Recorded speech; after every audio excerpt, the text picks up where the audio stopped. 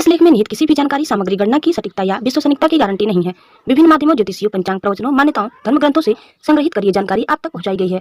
हमारा उद्देश्य महज आप तक सूचना पहुंचाना है। इसके उपयोगकर्ता इसे महज सूचना समझकर ही ले। इसके अतिरिक्त इसके किसी भी उपयोग की जिम्मेदारी स्वयं उपयोगकर्ता की ही रहेगी। नमस्कार दोस्तों, स्वागत है आप सबका आपके चैनल जी जायसवाल अद्भुत ज्ञान गंगा में। दोस्तों, आज की हमारी कहानी है अकबर बीरबल की, अंधे या देखने वाले।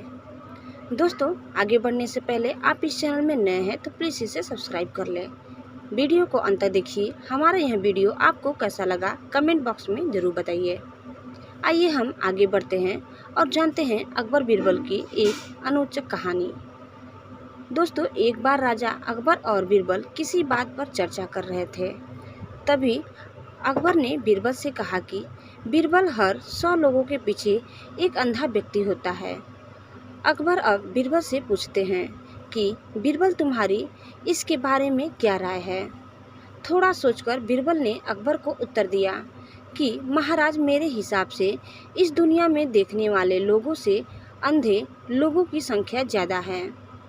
बीरबल का उत्तर सुनकर अकबर को आश्चर्य हुआ। अकबर ने बीरबल से कहा कि जब हम आसपास देखते हैं तो अंधे से ज़्यादा देखने वाले लोग दिखते हैं। इसका मतलब यही है कि देखने वाले लोगों की संख्या ज़्यादा है।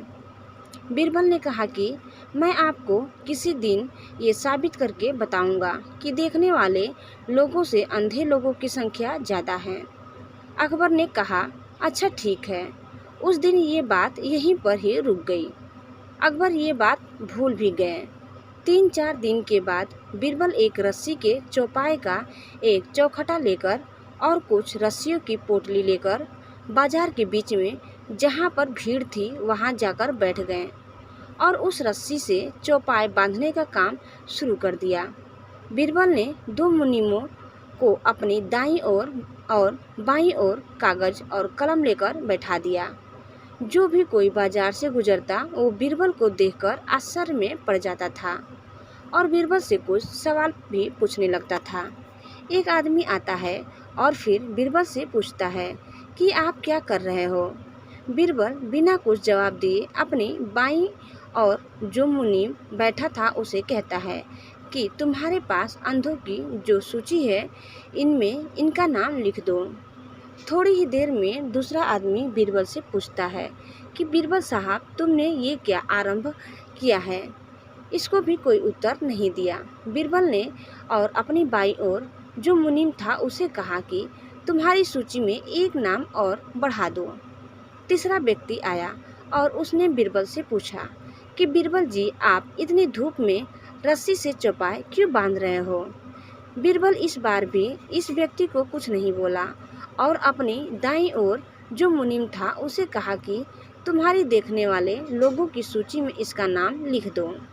इसके बाद भी एक आदमी आया और उसने बीरबल से पूछा कि अरे बीरबल जी, आप चौपाई बांधने का काम क्यों कर रहे हो।